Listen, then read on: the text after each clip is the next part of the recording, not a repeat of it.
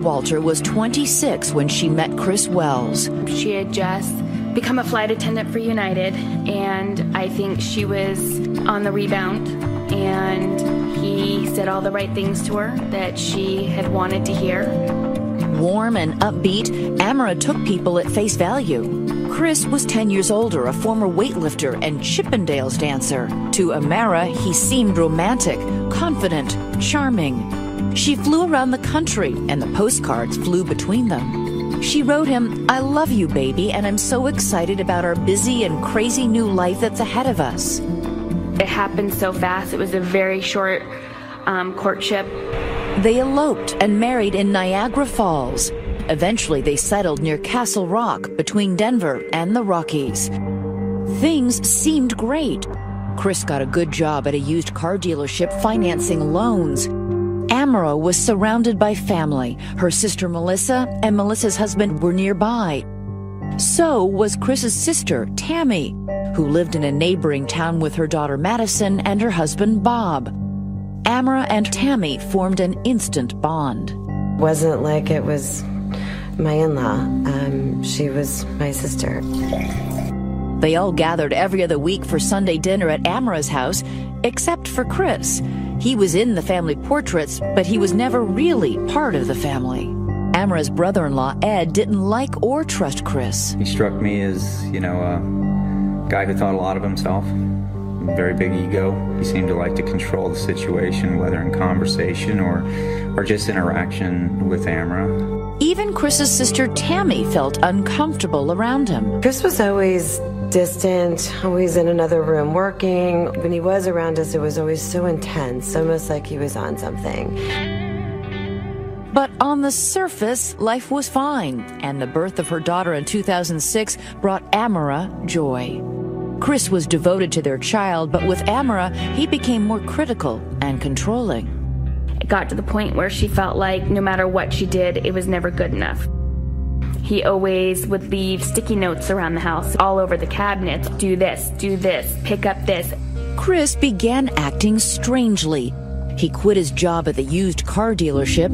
He said he was starting a new business and would disappear for hours, even days, on mysterious trips. I knew that there was something peculiar going on. He was constantly sniffing. He was constantly on edge. He was always saying that he was working, and it just didn't add up. Then Amara stumbled onto what Chris was really up to. It became clear that he was involved in crystal meth and had this double life that he was leading. It was the last straw for Amara. She was worried about her safety. She was worried about what he could do.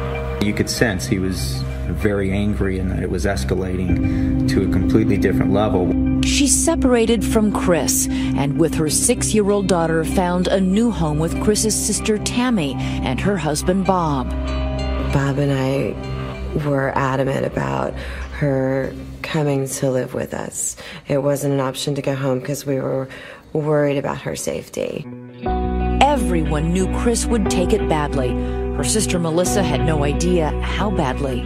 He called and said, "I just want to let you know that I packed up everything she has and I left it at the bottom of Tammy and Bob's driveway." Amara and Melissa drove home to find dozens of garbage bags in the driveway. All of a sudden, I heard her scream. She was standing there holding her wedding dress. He had sliced her wedding dress and urinated across it and wrote a profanity. In a violent rage, Chris had destroyed every single thing Amara owned. He even cut up her mascara. She was left with absolutely nothing. The destruction was like an 8 or 10 hour crystal meth rage. Amara called the police. She said, "I'm scared. I think he's going to kill me." And the police officer looked at me and he said, "He's not going to stop until he puts a bullet in your sister's head." And at that point, I knew what was going to happen.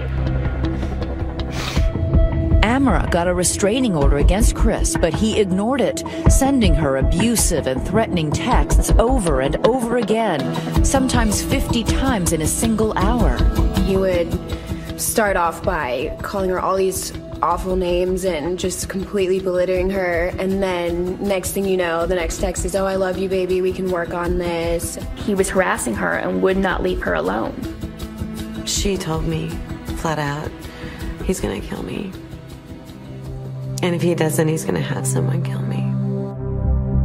Each time Chris violated the restraining order, Amara contacted the police. He would get arrested, he would go in with money, and he would bond out.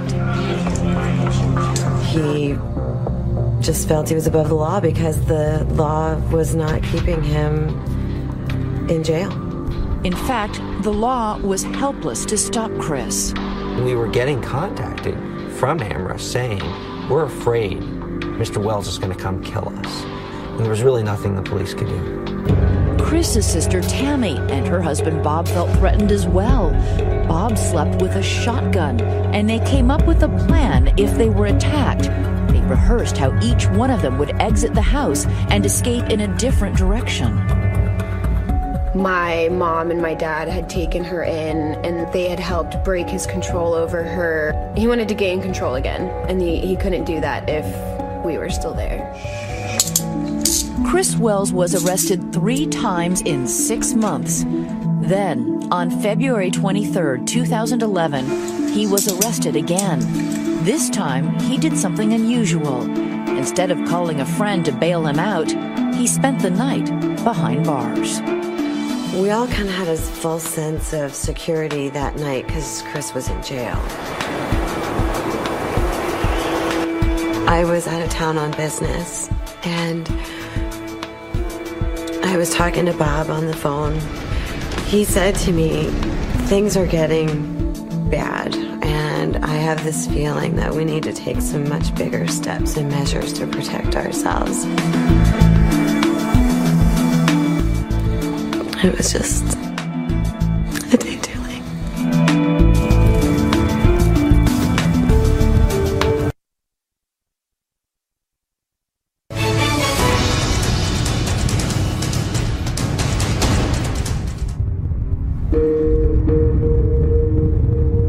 I got a phone call from a mutual friend, and she said, "Tammy's house is all over the news."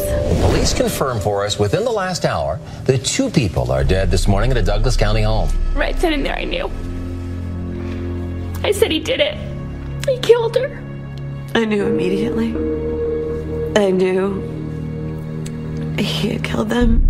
For months, Tammy and her husband Bob had been sheltering Amara Wells and living in fear that Tammy's brother Chris would attack them. And now, Amara and Bob had been brutally murdered. The police were sure it was Chris. There was only one problem. Chris was in jail. Obviously, that was going to be our first suspect. To learn that he was in jail stopped us cold. We told him that, there had been some deaths in his family. I want to know who did this, and I think you can help me. I don't have any idea. Why would I have any idea? Who would do this? Of course, I mean, there are some family members that'll point to me. He would start exaggerating being upset. No.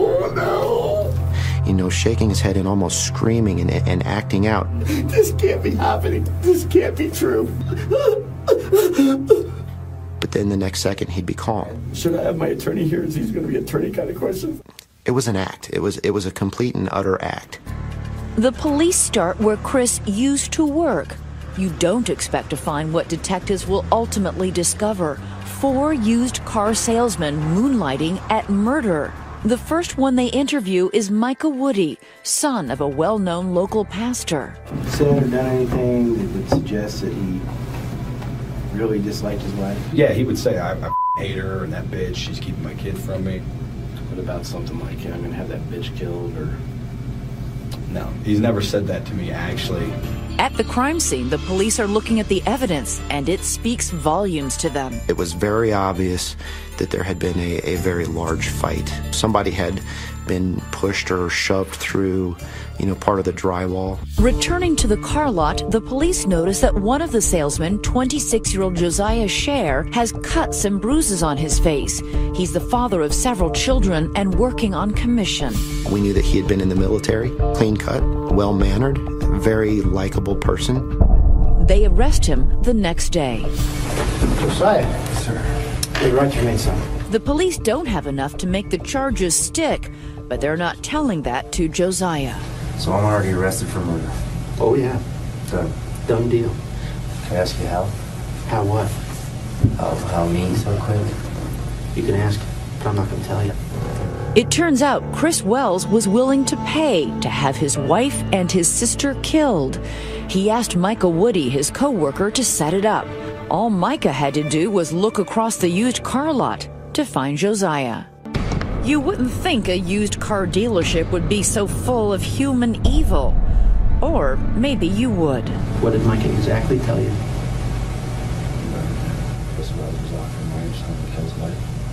Josiah Scher needed money. He had a child on the way. So the idea of getting real fast money is what drove Scher to commit these murders. Josiah got a friend to help him, and on a cold January night, the two men drove to Tammy's house.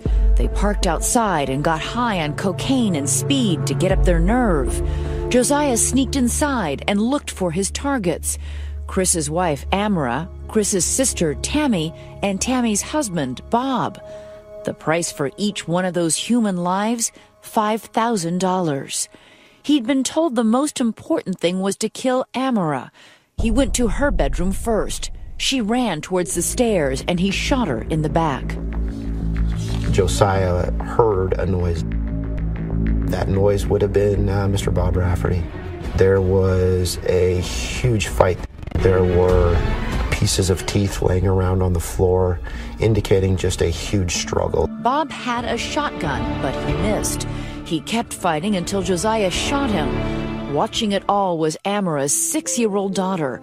Later, Tammy thought that Bob fought on to save the child. One of the most beautiful things that we heard shortly after was from the sheriff, who said Bob was an incredible hero that night, that he fought with everything he had. It was Bob's struggle that allowed Amara's daughter to get away from the killer. She was terrified, but she remembered the escape drills the family had practiced. Her presence of mind saved her life that night. I have never seen a child go through such trauma and be so strong. That little girl is absolutely nothing more than amazing. In the end, Chris's wife and brother-in-law lay dead. His sister was spared only because she was out of town. How much money were you supposed to get? $13,000. What happened with that? The wife was out of town. Oh, so to kill the other female there, it would have been an extra $5. To spare Amara's daughter the trauma of testifying in court, the family decided to let Chris plead guilty and avoid the death penalty. In return, Chris had one condition. He wanted to tape a message to his daughter in a bizarre videotape. Hi, it's Daddy. I'm filming this from jail.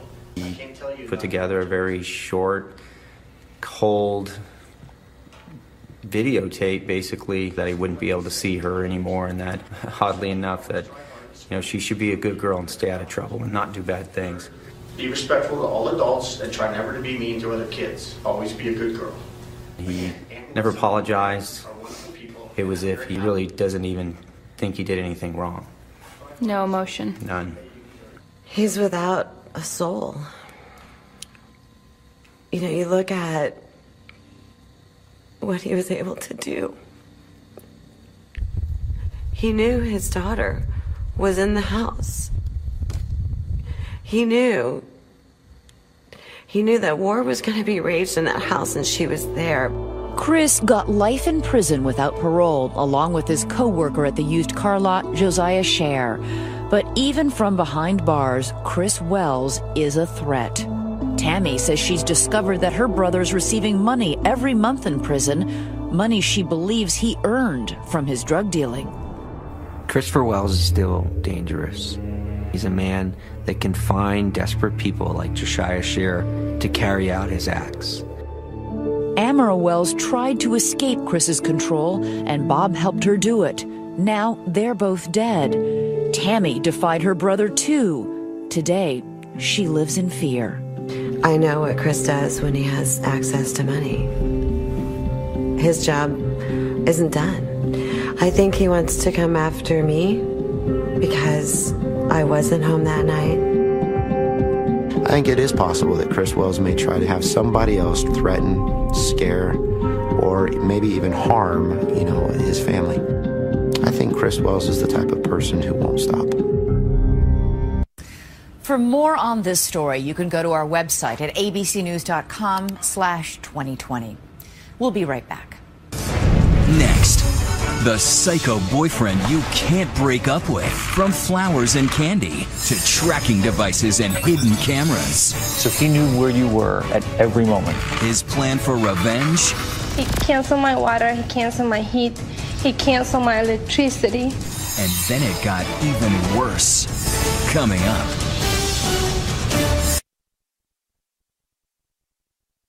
Well, they say hell hath no fury like a woman scorned, but they clearly haven't met the man you're about to. He's got a bag of tricks that could give Glenn Close and Fatal Attraction a run for her money. Authorities say he had his own weapons, an iPhone, the internet, and a sex tape his ex-girlfriend had no idea existed. Tonight, how authorities say he tracked his ex-girlfriend and trashed her reputation keystroke by keystroke. And it all started with some pleasant chit-chat at 35,000 feet. It all started with what seemed to be a fairy tale flight for a young mother who thought she was lucky to meet the charming man seated right next to her. You met him on a flight? I met him on a flight from Boston to Washington, D.C. You hear about people meeting on planes all the time. It's fun, So fun, it seemed an unexpected romance was about to take off, too. He seemed like a really nice person. You talked the whole time? Yeah. And when the flight landed, Sarita Hicks says the gentleman beside her, Bruce Steinman, asked for her number. And I was like, well, okay, why not? Why not? He told her he was in the D.C. area often on business, and it wasn't long before their first date. In fact, they would go out 3 times before she would even reveal where she lived. And when she did, he sent you flowers. Yeah, he wanted that was the reason why he wanted my address. He wanted to send me flowers. Every day was something. He wasn't just showering her with gifts. This was a downpour. Chocolate, shoes, lingerie. I will get home and it will be in front of my door. But it was the next gift that would come with strings attached. But those strings were invisible. He gave me an iPhone as a gift. The iPhone is where everything started in. Because authorities believed that iPhone would become Bruce Steinman's most powerful tool to track her. He made sure the GPS, that built-in locator, was turned on. So he knew where you were at every moment? Yeah. And of course, I didn't know he was doing that. Not only was he tracking her, he was studying her, downloading all of her numbers, her friends, her family. He was watching who she was texting, who she was messaging on Facebook. And she says when she told him things were moving too fast, his next move turned dark. So he took all of the contacts in the phone? In the phone. And began sending them messages? Messages, yeah. He started sending message to all my friends saying that I had STDs. And that was just his first message. Authorities say the next one would link all of her friends to a website where he had listed Sarita as an escort. How did you feel at that moment? I think it's the worst thing that a woman can ever go through. I never even went to those sites. I didn't even know they existed. Sarita is convinced it was her text messages to male friends that set him off. It was jealousy, I think. Was any of it romantic? No. But he thought it was. Yes. And when she wouldn't take him back? He's like, and everybody will know you as a prostitute, and I'll make sure that your family, your friends, your coworker, everybody know. I'll make sure that they know. That was the threat. That was the threat. And authorities say he delivered on that threat, posting more profiles of her online. With my office number. And he put in there that I provide service from my branch because it was a bank. So you had men calling you at the bank? At the bank. Yes. They wanted me to have sex with them. She lost her job and lost her identity too, because when she went online herself, she discovered who she'd become in everyone else's eyes. I thought it was the end of my world.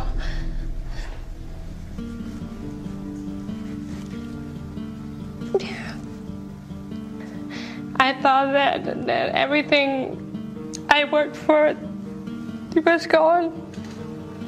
Authorities say he would find other ways to terrorize her too. Cancel my water, he canceled my heat, he canceled my electricity. Why was he doing this? He wanted me to call him and say, help me. Instead, she was pleading help me to police.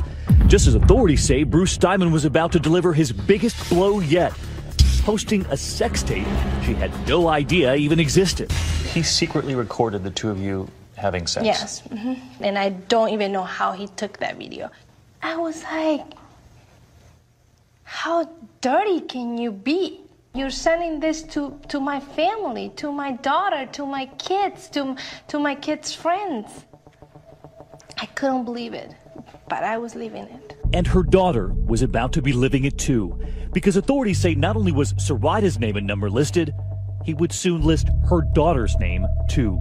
At that moment, I wanted to kill him. At all hours of the day and night, strangers now showing up at their front door. Your daughter would be home Yeah. when these men would show up at the house? Yes, soliciting sex, correct.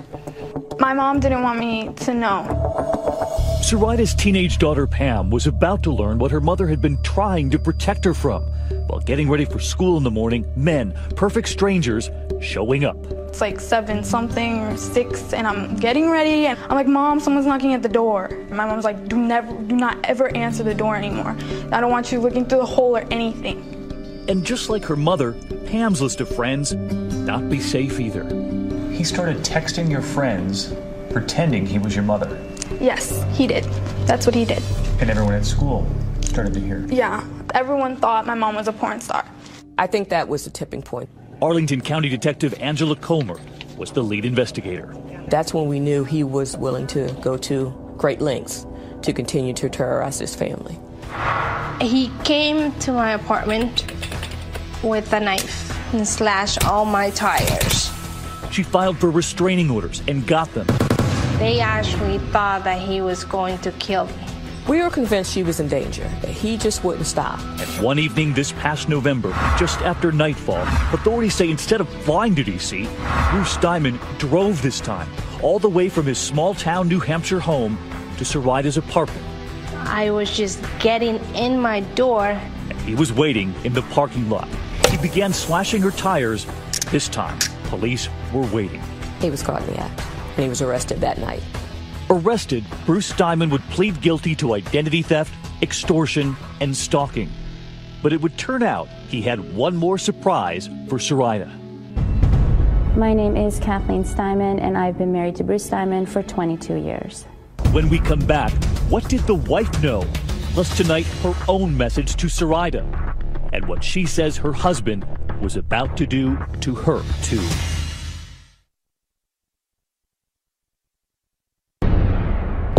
Bruce Steinman is now serving a 7-year sentence after police say he terrorized Saraida, posting fake profiles of her on escort websites, and worse, posting a sex tape of the two of them.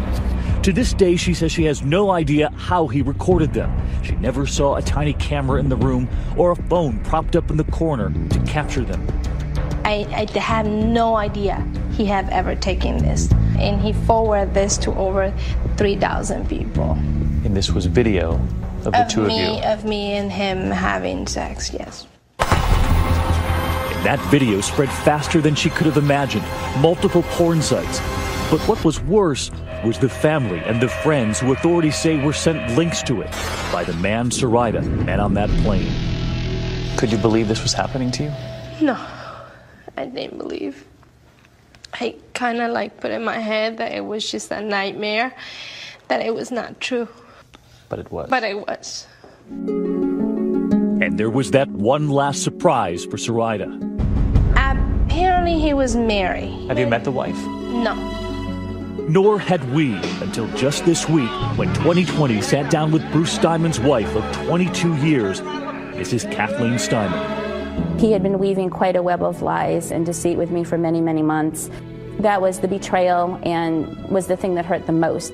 She and her husband have a 13-year-old son. She's a school librarian, now a single mom, raising that son all alone back in their idyllic small New Hampshire town. Authorities have been watching her husband across 2 states, and she is talking about the case now because she says no one has paid any attention to the terror he inflicted on his own family. I think throughout this whole thing, it really has never been apparent that Bruce had a family. There was never any indication that he was a married man with a child, and we're victims too. Kathleen Steinman says during those months she had no idea what her husband Bruce was doing on those business trips to Washington, D.C., his time spent in Arlington, Virginia, nor did she know what was about to unfold on that fateful night that authorities were waiting for him. Bruce didn't come home. He said he was going on an appointment in Massachusetts and that he might stop at his mother's house. He left that night in his car and would drive more than 8 hours all the way from their New Hampshire town to Zoraida's apartment outside Washington. And as the case unfolded, his longtime wife was horrified. The things he did to her took hours and hours of plotting and planning, and very devious, very ugly. And when you involve somebody's child, I mean, it's the lowest thing you can do. It's just despicable. After learning of her husband's arrest and betrayal, Kathleen demanded a divorce. And that's when she says he began using some of the same tricks to terrorize her, too. He shut off the utilities going into our house. He took over anything he could online, my Facebook account, eBay, PayPal, anything he could get a hold of. I thought I was safe because he was in prison. I didn't think he would be capable of really doing anything during that time. And she would soon be left with yet another unwanted surprise.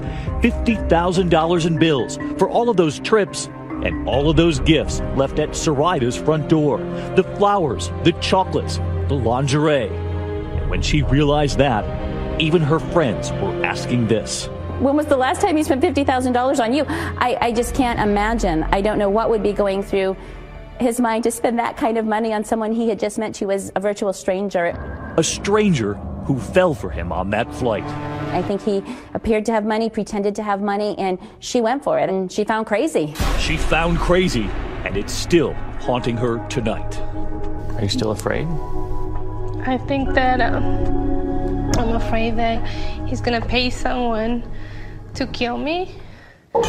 Tonight, that sex tape can still be found online. Authorities say once a video like that is posted in multiple places, it can be nearly impossible to take down. It could ruin a person's reputation, and it's very difficult to get that information back. He was using that technology to destroy a person's life. He was destroying your life. He did. And Zoraida's daughter Pam knows that awful tape of her mother is still out there. The video was my mom, so everyone was convinced that it was my mom. What has he done to your life? He destroyed part of me. I will never see men the same. A daughter now watching her mother trying to rebuild their lives. When you see her fighting this, what do you think? You just can't give up. Like, my mom didn't give up, and I'm so proud of her, and I love her so much. And when her mother, who had been listening to the interview, heard that nightmare finally over. I love you, Mom. All of it after that very first flight when it seemed love was in the air.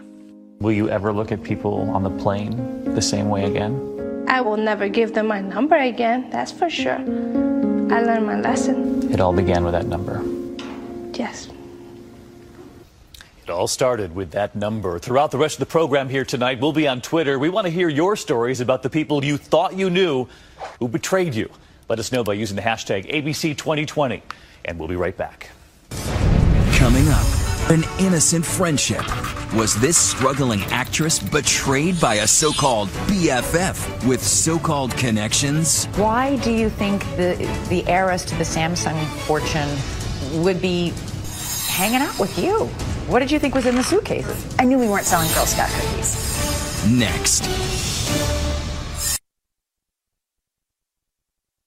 Besties, BFFs, whatever you call them, who doesn't want a best friend to help you through tough times? Somebody to whom you can tell all your secrets. But what if your best friend had a lot of secrets stowed away in a lot of suitcases? Hollywood, the glitz, the glamour, where stars are born every day. Grew up watching the actors on Friends, and I wanted to do what they were doing. Fresh out of high school, Miley Katie, yes, that's her, a brunette then, wanted it badly. She left her small town of Bremerton, Washington with little money and big dreams. You know, there's a cycle of just spending a lot of money on acting classes. There's headshots. It's difficult. How quickly did you burn through what little money you brought here? Probably 6 months. Wow. And you were lonely? I was. Forget Ross and Rachel, Miley needed real friends. Someone in her acting class introduced her to this girl, Lizette Lee, who seemed to have it all. So what did she tell you about herself? She told me that she was the Samsung heiress. And did she appear to have the wealth and trappings of the heiress to the Samsung fortune? She looks the part, she acts the part. She always seemed to have a lot of money. She had a Mercedes. She drove Bentleys. She ran with the crowd befitting an heiress. She said that she went to school with Paris Hilton and Kim Kardashian, and she said that she dated Leonardo DiCaprio and Channing Tatum. She's got good taste. And that's not all. She was an Asian pop star. The Asian pop star? Yeah. Songs on the radio? Yeah, she said she had number one songs in Korea. Why do you think the heiress to the Samsung fortune would be hanging out with you? She said she was looking for someone who wasn't jaded by the town. And naive. Yeah. But that naive newcomer and the sophisticated socialite hit it off. We sort of had our own private world. We would just hang out at her place and have drinks and stay up late and talk. She was someone that was one of the really bright spots in my life when not everything was always that great. Miley did land some parts, bit parts. Hey, what's the weeps about, dollface? My life is a wreck. Including this under-the-table classy cameo. But she was far from making it and was barely scraping by when she says Lizette came to her with a job offer. She said, I want to hire you as my executive personal assistant. She just said, I'll pay you in cash and you'll be working for your best friend, and congratulations, you pretty much just won the lottery. That jackpot job? Fly with Lizette on fancy private jets, moving heavy suitcases from Los Angeles to a seedy hotel room in Columbus, Ohio. But what was in the suitcases? And why Columbus, Ohio? Miley didn't ask. She says that was part of the deal. No questions. It's difficult to understand why alarm bells didn't go off. I trusted her. We had 4 years of a very close friendship. What did you think was in the suitcases? Probably money. She said that her family was very involved in some casino business. To be honest, I knew we weren't selling Girl Scout cookies. If lugging mysterious suitcases was bizarre, Miley's other task was downright shady. Wiring money, a lot of it, $40,000 through Miley's own personal bank account, all to pay for those lavish private jets. Why would she ask you to put that money in your personal checking account? That was something that I was very uncomfortable about. She said, you know what? Your job is so easy. I don't know what you're complaining about. If you want, I would be more than happy to throw a stick down Sunset Boulevard and hit some other dumb broad who would do it for half the money. Miley was in deep. She wanted a life in the fast lane, and now she had it. The money was intoxicating, but she was about to discover that she had made a deal with the devil in the City of Angels. It smelled like pot on the plane. After we landed, I'd walked in on a conversation that she was having. And she said, we need to do something about that smell. This is very dangerous, and we can't act like amateurs. Miley, that once innocent aspiring actress from Washington State, was a drug trafficker. I know it might sound hard to believe, but I didn't have that conversation with Lizette that would go something like, When were you going to tell me that we're smuggling drugs? This is illegal. So why didn't you say those things to Lizette? I was very afraid. We were drug dealers and we were dealing with other drug dealers. Believe it or not, Miley kept working, kept going on those drug runs. Little did she know her BFF was about to land her a date with the DEA. They were making these flights frequently. They always had a lot of baggage with them, but they always gave a different reason why they were flying to Columbus. All inconsistent if it was just an innocent flight. June 14th, 2010. As Miley and Lizette flew across state lines, DEA agents began preparing for their arrival. We were observing. Once everyone was loaded up, our surveillance units moved in to stop them. I looked up and I saw 30 or so DEA agents, and I looked to my right, and there was a machine gun aimed at my face. Wow. They brought drug dogs out. The drug dog alerted to the presence of the odor of narcotics. At that point, we had reason and sufficient probable cause to search the vehicles. The jig was up. Investigators discovered a jaw-dropping 500 pounds of marijuana. That's a lot of suitcases. Over the next few months, law enforcement learned more, that all those trips, many involving Miley, moved more than 7,000 pounds of marijuana, worth more than $3 million. And Miley says she finally realized her faux friend had also been playing a role the whole time. That is when things started to unravel. She's been lying about everything. A lot of things. Lizette's age, her relationships with stars, her private school background, that pop star career. Miley says so much of what Lizette told her over the last 5 years were lies. As for that Samsung connection, the company denies any relation to Lizette Lee. Did you feel gullible? I felt like an idiot. I mean, I was completely duped. She lied about everything. Everything. Everything. And I was looking at 5 to 40 years in prison. Lizette and Miley both pled guilty to conspiracy to distribute marijuana. Lizette is serving a 6-year sentence in a federal prison, but Miley, who cooperated with authorities, only had to serve 1 month, followed by a year of house arrest. It's changed my life permanently. Drug trafficker, convicted felon, former inmate. But as we've seen over and over and over, the mugshot can be the new headshot. The ankle bracelet, the newest Hollywood accessory. Miley even blogged about it on her website, housearrestgirl.com.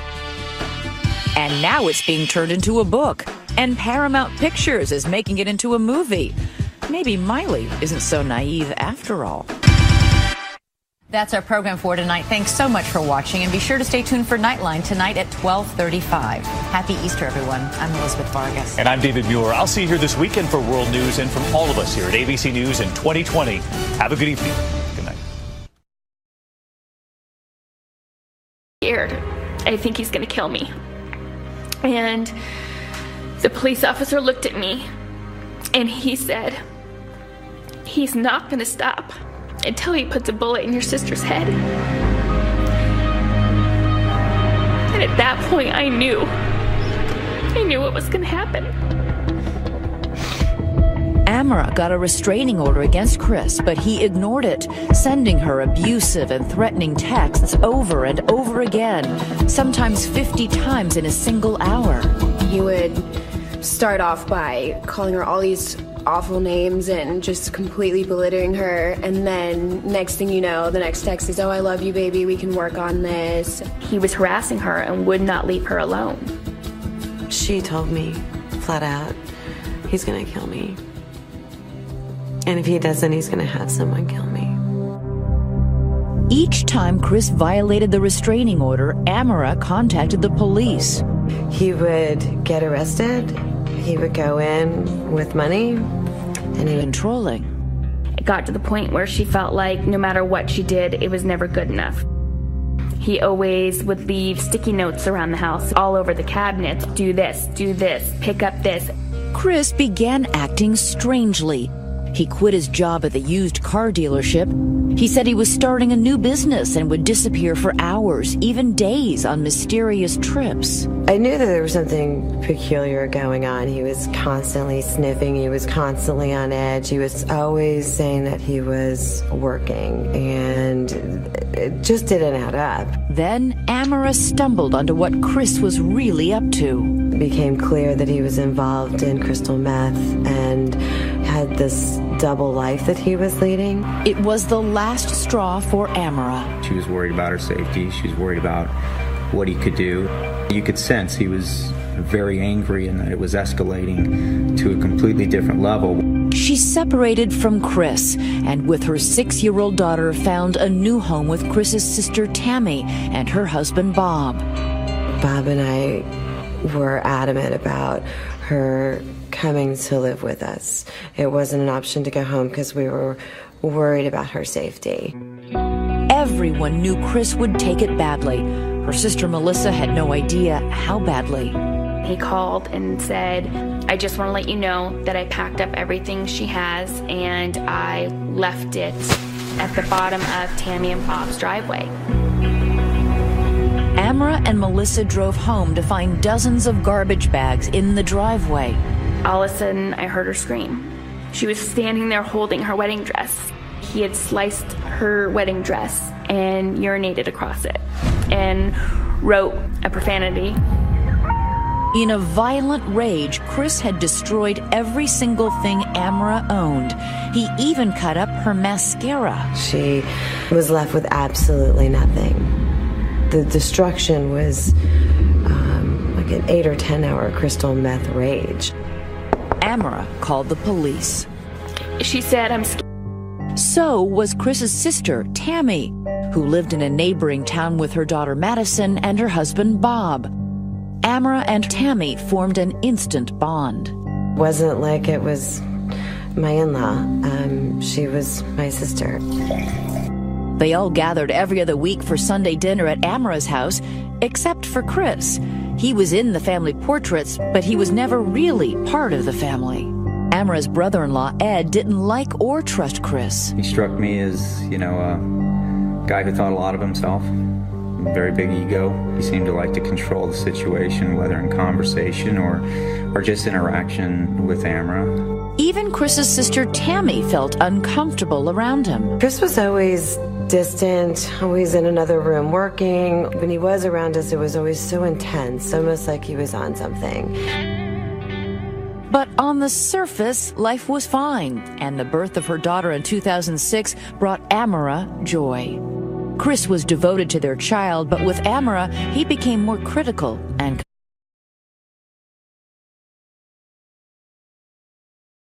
Walter was 26 when she met Chris Wells. She had just become a flight attendant for United, and I think she was on the rebound, and he said all the right things to her that she had wanted to hear. Warm and upbeat, Amara took people at face value. Chris was 10 years older, a former weightlifter and Chippendales dancer. To Amara, he seemed romantic, confident, charming. She flew around the country, and the postcards flew between them. She wrote him, I love you, baby, and I'm so excited about our busy and crazy new life that's ahead of us. It happened so fast. It was a very short courtship. They eloped and married in Niagara Falls. Eventually, they settled near Castle Rock between Denver and the Rockies. Things seemed great. Chris got a good job at a used car dealership financing loans. Amara was surrounded by family. Her sister Melissa and Melissa's husband were nearby.